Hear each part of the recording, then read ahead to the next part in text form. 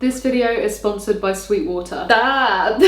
Hey guys, it has been a minute. Welcome to my new studio. I've been here for a few weeks now, I think 3 weeks, and I'm still putting the final touches together, but this is where you're going to see me create from now on. I thought as I've moved into a new place, it is the perfect opportunity to do an updated studio tour, so here we are. If you see any gear that you like and you want to check it out, it's all going to be linked down below in my description. So although my studio space itself is a lot bigger than the last place, the whole place itself is a lot smaller, so I had to get rid of so much gear. It was really hard to say goodbye. I just had to do like a massive cull basically. Sold a load of stuff on my reverb, but I also got some new gear to share with you, which is really exciting, so stick around for that. So we're going to start with my electric guitars. Perhaps my favorite area of the entire room, because I now have a rack fully designated to PRS. Is it raining? Yo, there's a fucking storm going on in the UK right now, so if you hear anything weird, it's the wind and the rain. It's almost April, man. Why are we still storming over here? Okay, so we start off with my Tremonti SE Signature. This was my first ever PRS guitar. I mean, it speaks for itself. The reason I know about PRS guitars is because of Mark. I remember I saw a video of him playing them on YouTube and I was like, what the hell is that? Like, what's with the birds on the fretboard? Because I want some of that. Like, any guitar that has birds on the fretboard must be great, right? So I got that when I was 12. I have actually retired it for the most part now. I only really use it if I'm doing stuff in disgustingly low tunings because it's got a really fat string gauge on it. I think it's like 11 to 56 or something like that. But unfortunately, it does actually gather dust a lot of the time. And the main reason for that is because I really like 24 fret guitars now, and it is only 22 frets. So when I get up this way, I feel very cramped, and I also prefer double cut guitars rather than just single cut. And then we've got my Piezo Hollow Body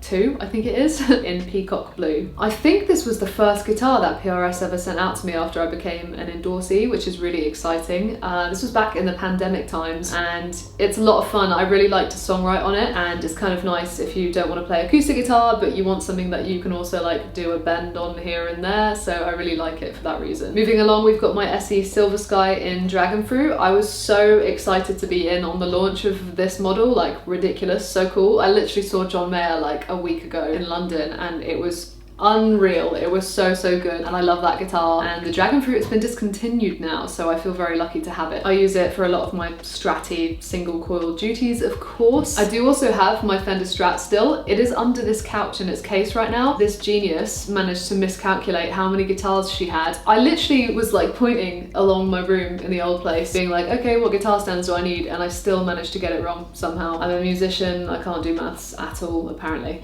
Anyway, moving along, we've got my PRS SE Custom 24, I think it's in violet, purple violet, I can't remember the name of it now. It came out sometime at the back end last year and they hooked me up with it, and it is the coolest guitar and it looks so good on camera, and it just feels good to have another 24 fret double cut in my arsenal to use. So yeah, big fan. I might make some mods on it. I might upgrade like the pickups and the knobs and stuff like that, and maybe the nut. I'm tempted to change it all to white, but I don't know. You guys need to help me decide. Do you think that it would look good in white, or should I just keep it stock and keep it all black?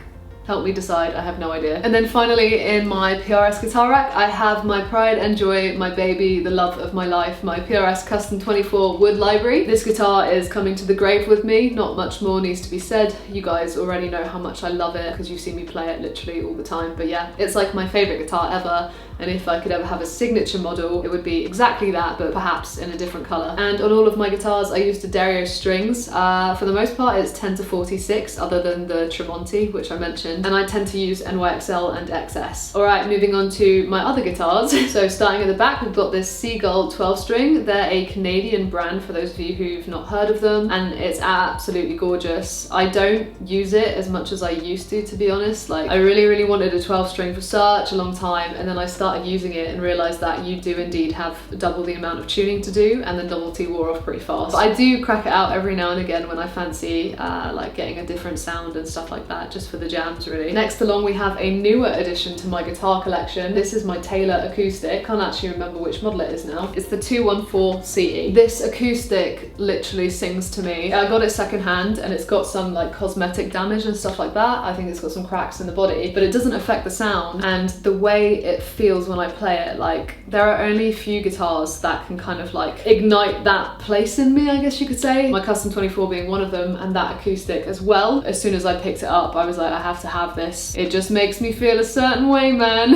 And then finally on the guitar racks, we have another newer addition to my guitar collection. This is the Tim Henson Ibanez nylon string. I treated myself to this as an early Christmas present at the back end of last year. I just really wanted it. I'm a massive fan of Polyphia, as you guys already know, and I learn a lot of their material, and there were just a few songs that I really wanted to learn, like Chimera, I think it's how you say it, Chimera, I don't know, and Playing God and some other things, and I was like, I'm not going to be able to learn this on a regular acoustic guitar, and I wanted to see what the fuss was about, and I can confirm it's very fun to play. I like to pick it up when I'm just sat here on the sofa chilling. It's really lightweight and it's shreddable because the neck is nice and thin as well. I do actually play that guitar loads at the moment, so it gets a lot of use. And for the guitar racks themselves, they're just the Hercules stands. I'm not sure which ones, but it's like the 5 and the 3 version. All right, heading over to the drum corner now. You guys know that I am not a drummer. I am a guitarist first and foremost, but that doesn't mean that I'm not interested in it, and like every guitar player very much so enjoys trying their hand at it. I swear to God, we are so guilty of just sitting down on a drum kit if there is one in the room. This was a lockdown purchase to keep me sane because I was getting so bored, so yeah.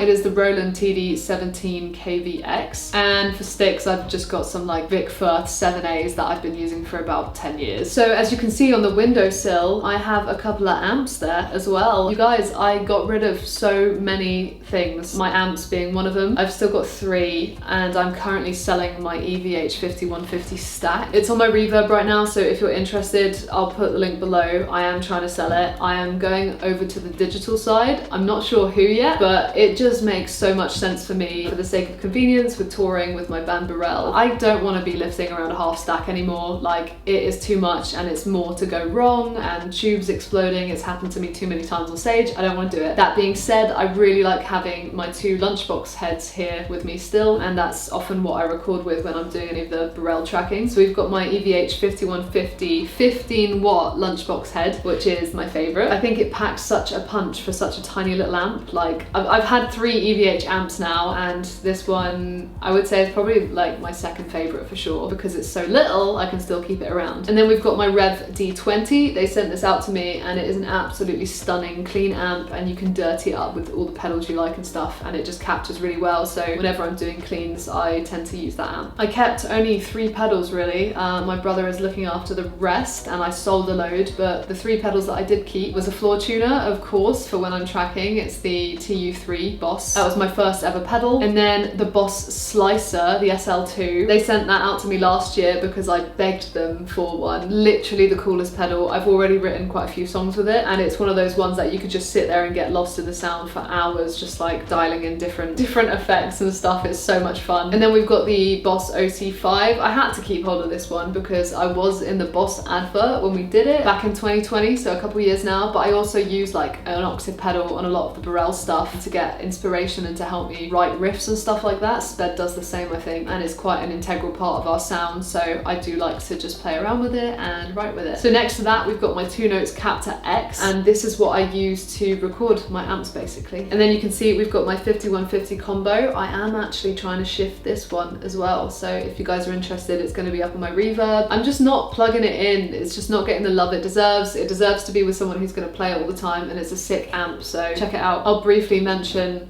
this little setup that we've got going on here. This sofa is not the most comfortable, man. Like, I wanted to get it because this is also my living room, right? So I wanted somewhere to sit, and I do use this area a lot. I just sit and chill, play my guitar, drink my tea in the morning and look out the window. It's just a really nice space. I got it from Dusk. I think it's called like the Click Clack sofa or something. I don't know, man. I'll just link it below. These 2 light fixtures I've had for ages. I had them in the old place. They're just from Amazon. I don't remember what they're called, shelf lights or something like that, but I put smart bulbs in them so I can change the colors of them as well. It's pretty fun. Up top, I've just got a plant and a camera lens, and I sometimes put my camera there. And then going down, we have a couple of my Austrian audio mics, and then my Ultimate Ears in-ears. I just thought, you know, good to have stuff that I can get easy access to if I need it. And then on the other side, we've got my 100,000 subscriber YouTube plaque, which is wild because we're at 600,000 now. Don't know how that has happened, but I love you guys a lot. Okay, moving on to my desk area. The wonderful people at Sweetwater have actually sponsored this video and also helped me to make a really wanted upgrade to my desk. For those those of you who don't know, Sweetwater are the best people to get your gear from. They have the biggest selection of gear, all the way from boutiques to best sellers, so whenever you're on the hunt for gear, you will absolutely find what you're after at Sweetwater. They have a free 2-year warranty on their products, payment options that suit you so you don't have to wait to get that $5 guitar, and award-winning customer service should you need help with anything at all. Another benefit of Sweetwater is their fast shipping times, because who wants to wait to get gear? When you order it,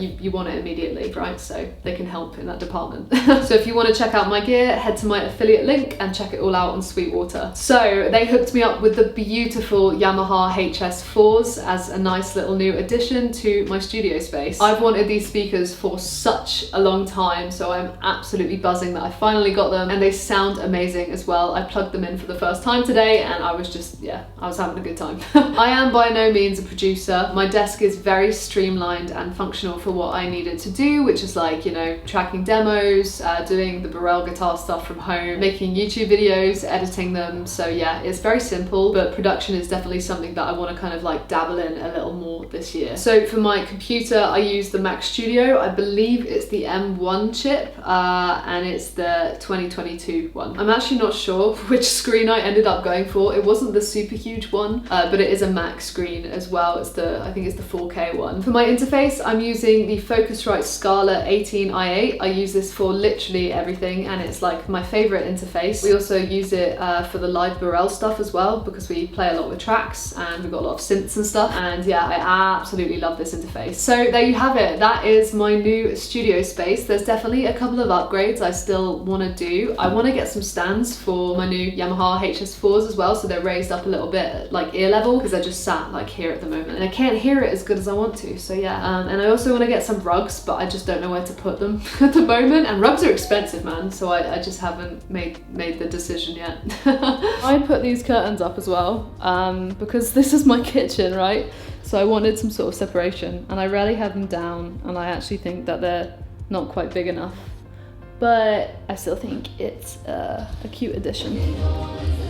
I just want to say a really big thank you to you guys for supporting my journey and being along for the ride. I appreciate that I've not been the most active on YouTube in recent times over the last year. I definitely reached a stage of burnout. It's really hard to juggle everything in this day and age when it comes to trying to be a content creator, and then I'm also having a go at doing the original thing with my band, you know, creating and releasing music and making sure that's still ticking along. We're actually going on tour at the end of May and the beginning of June across the UK, so definitely come along to that if you're UK based. I would love to see you guys. But yeah, now I'm in this new space and I absolutely love it. I'm hoping that I feel a lot more inspired to create videos, and I think I will, because I already am. I also want to say a massive thank you to Sweetwater for making this video possible and hooking me up with the Yamaha HS4s. I am literally so excited, and they look so beautiful as well. They fit right into the aesthetic. So yeah, I'm a super happy girl. Anyway, remember to like and subscribe if you enjoyed watching this video, and you can also head on over to Patreon for more content from me. That is all for today, my lovelies. I will catch you guys soon.